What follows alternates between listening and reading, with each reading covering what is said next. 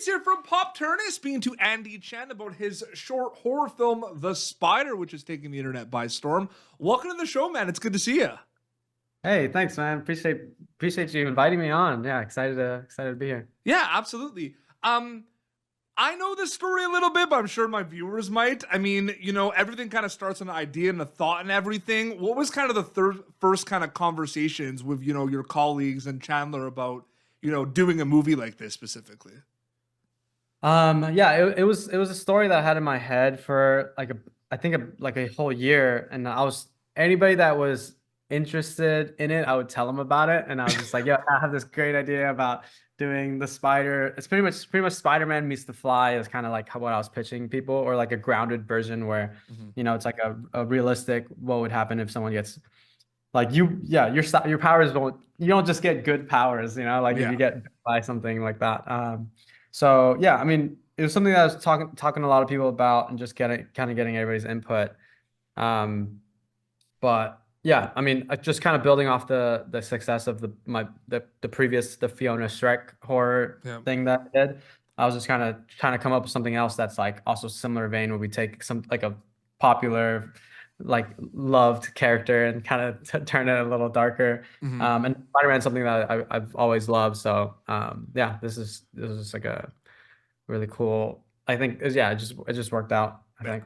I feel like it's cool because it's got two kind of factors a little bit. I'm wondering if there was ever like a tug of war, like a ping pong match with kind of the horror movie component of it, and of course the comic book, Spider-Man component of it, right? Because it's both there, you know what I mean? And there could be arguments that people feel like it's more of like a horror movie than a Spider-Man movie, and then there could be the other way around. What's that like for you? Like, how did you kind of picture this film specifically? I mean, the way it plays out is essentially how I pictured it. It was always supposed to be. I wanted to split it down the middle essentially, Yeah.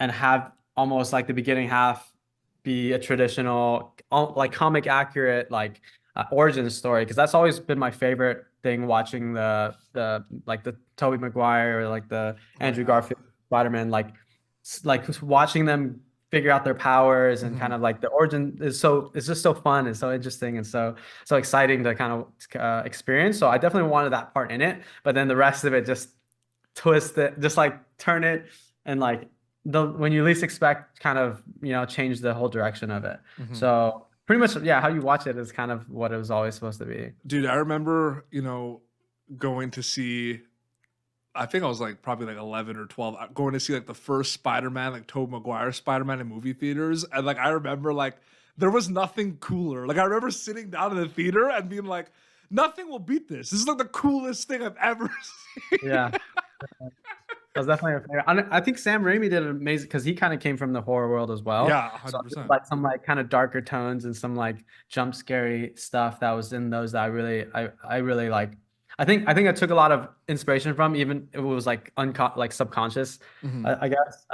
Yeah, there's some like kind of like nods at the Sam Raimi stuff and the Spider as well, I think. And, Chandler does an amazing job in this. Can you go into more details about how Chandler got involved with this project? Because he was also a producer on it as well.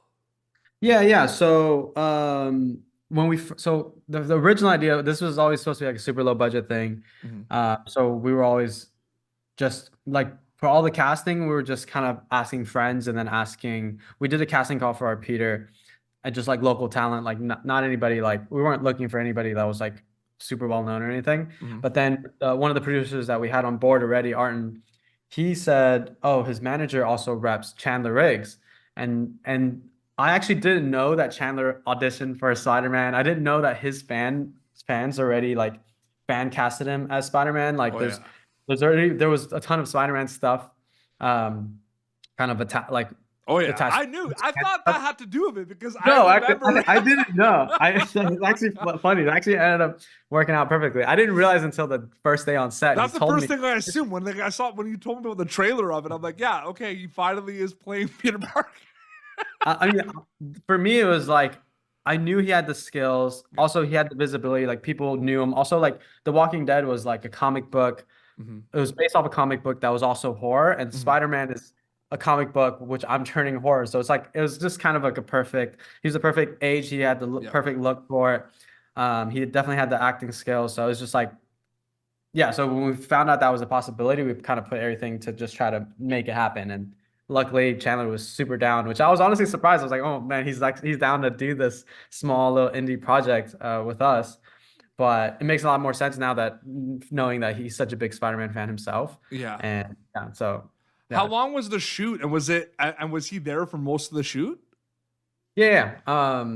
For I mean, he was on set helping us move sandbags. Like he was like involved. Like, he's such a he just loves being like on set and Yeah. kind of like, and he like produces and directs and shoots his own stuff as Yeah. well. So he's like very knowledgeable on like lenses and camera and tech stuff as well. So 100%. it was a pleasure having him there. But it was a 2 day shoot. And then so he was there for both of those days, and then we had like a bonus for the ending sequence, the post credit scene. We did like a couple hours on top with just like a smaller crew with just Mhm. yeah, a little Absolutely. bit more effects and stuff. That was like a very last minute addition actually. That wasn't ever part of the script, but I knew it kind of wanted a jump scare in there. Just Mhm. Dude, the you know, hype for this movie has been building up. Like you put the trailer out, and there was all this like press, and like it's just like it's crazy, right? Because at the end of the day, it's like it does come from passion and being a fan of that stuff, right? And then it just that stuff happens, the reception, and it just becomes a whole like a two-headed monster, right? It's just naturally, right? It's crazy, right? yeah, and I think having Chandler part of it too, that brought a lot of kind of visibility to it. So I think that adds to all the press stuff. Mhm. I mean, I had a lot of experience with that with the Fiona one when I Yep. posted that. There's a Oh lot yeah. of kind of and a lot of like articles popping up just naturally. Mhm. So I knew like, oh, Spider-Man is such a more popular. I mean, Shrek has a huge fan base, it's like a cult following, but Spider-Man is so well loved and so well known in Mhm. the whole Oh my, world. So they just put Shrek 2 back in the movie theater. Did you see I that? know, yeah, I know, I saw that. You I should actually like know all like we should be like, no yeah, way. they should have put Fiona in the beginning before it. It's funny. Yeah, yeah, we did talk about that. We're like, oh, maybe we could pitch them playing our short before. Yeah, it'd be really cool. Indie Advertising kit. filmmaking, you naturally just wear many hats and do many things, right? Because it's smaller crews, it's shorter like shoots, so to speak. Is there? I Mhm. know you cinematographer, director, and everything. Is there one kind of moment, like element of it that you like the most from like a filmmaking storytelling perspective, or do you just like all of it and just kind of being on set? Yeah, honestly, all of it's really fun. I think it's all like even if from like I mean, I kind of came from doing it all myself, like the Yeah, like independent like music videos, just like one man band, like video one shoots hundred and stuff. percent. So kind of learning everything and then moving to LA and kind of working in different departments and like kind of it's all such a collaborative. I mean, my favorite thing is collaborating. I mean, Yep. I don't think the specific role that I mean, now I guess directing, now that I'm getting so much more attention for directing, that's something I do love. But I don't know, it's just I think all of it's really fun. I think it's just like yeah, the collaborative thing, the passion, I think it's all just what I don't know, made me fall in love with this. So definitely want to keep doing And more of you're it. really good at it, man. I'm just saying, like, Thanks, man. so Appreciate good. that. You love it. I feel like short films are a real interesting space because early on it was like the gateway or the stepping stone to make a short, to make a feature, right? That was kind of like the goal.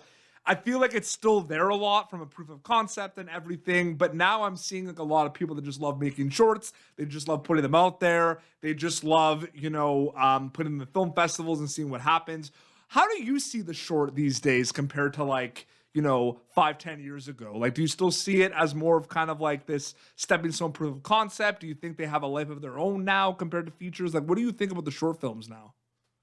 Yeah, it's interesting. Actually, I feel like there was a time when shorts were all we could really do, like with the resources and like not having any money and just kind of doing like trying to make stuff, just shooting a short film in your own house or whatever. Yep. That's what I kind of was doing for a good a part of my career, I guess.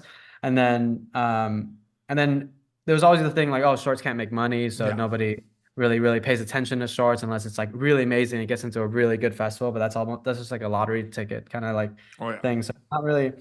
But now so there's a point in time where I was just like, let's not even focus on shorts anymore. Let's just focus on writing features, producing bigger stuff and like or working on commercial stuff, trying to like save money and stuff like that for a feature, like just shooting my own indie feature and selling that. But now I kind of feel like short films do have a life of its own. Like after a couple of the shorts I did went kind of more viral and like got a lot of press and a lot of like reactions and stuff like that. I feel like that's its like I feel like now I don't even send my stuff to festivals anymore. Like I just post them straight online when there's the most hype. Because like festivals also, once you submit it, you're waiting like a year to hear if you're 100%. and then everybody who's involved, all the people that knew about it already, like the hype kind of fizzles out. But shooting it, editing it in a couple weeks or months, and then releasing it like as soon as you can, like that seems to be working for me. I guess just keeping the hype going and just kind of figuring out what kind of stories that you're most passionate about, and just like bringing really talented people along, and just I don't know, just posting it online and like, and then yeah, I mean, I feel and the attention that I have gotten through these shorts have gotten me like an agent, and then they send me out for meetings, and I've met with like producers and executives at the studios and stuff, and like now it's like, oh, just doing these shorts, even though these companies might not want to make these shorts into features, at least it got me the attention to be able to meet them, so now I can keep the conversation going. It's like more than just kind of getting your feet wet now. It's really like a stepping stone calling card that can lead to other things. Absolutely. I think it was seen as like a starter in a lot of ways too. Like people have not made a movie before, we're gonna make a short. Like I feel like that was looking like that a little bit too. And I think it's great. It's great experience too. Like there was a point where I was just like, let's just try to make one short a month and see if I can just do as much stuff and knock out different storylines. Yeah, you put out a lot of shorts. There's a lot of your channel. Yeah, no, I did 3 in 3 months. And then by the end of that, I was like, I'm so broke. I'm out of money. I'm so tired, and I definitely can't keep this up. So then I think the next one was like 6 or 7 months later. But yeah, I mean, I think it's a great experience. And like if you could do low budget shorts, I mean, I'd say do as many as you can. Yeah, absolutely. And like I said, The Spider is available now on your YouTube channel, which is Locust Garden, correct? Yeah. So they can check it out. It's gonna hit 1 million views sooner than later, which is nuts. Yeah, it's been like 3 days and it's almost at 400,000. So I'm so happy for you. And people can kind of follow you there and follow you on your Instagram, Locust Garden, for all the stuff. And Cinepack Studios as well, your studio, right? Yeah. Cinepack Studios. I'm going to be posting a lot of BTS and like stuff kind of on my Instagram and my TikTok kind of the next couple of weeks and stuff. So if people are interested in that kind of stuff, I'm going to be releasing content. And then down the road, there's going to be more stuff they could check out. I mean, you and I may or may not have worked on a movie recently. Yeah. I mean, it's out there. I mean, we worked on Adjoining, which is, I can't wait for people to see it. It's going to be crazy. Have you seen any of it yet or not yet? Maybe. I haven't seen a single thing yet. I'm excited to check it out. Andy, thank you so much for your time, man. It was so great chatting with you. Yeah, you too, man. Well, it's been Pop Turn. youtube.com/PopTurn for previous episodes. Catch Andy Chen's short, The Spider, available on his YouTube channel, a short horror film inspired by the Spider-Man movies. Until next time, this is Andy Chen and PD Beats, signing off. Thank you for tuning in to Popturnative. Make sure to check out our past episodes of Popturnative on YouTube. This has been an Autograph Communications production.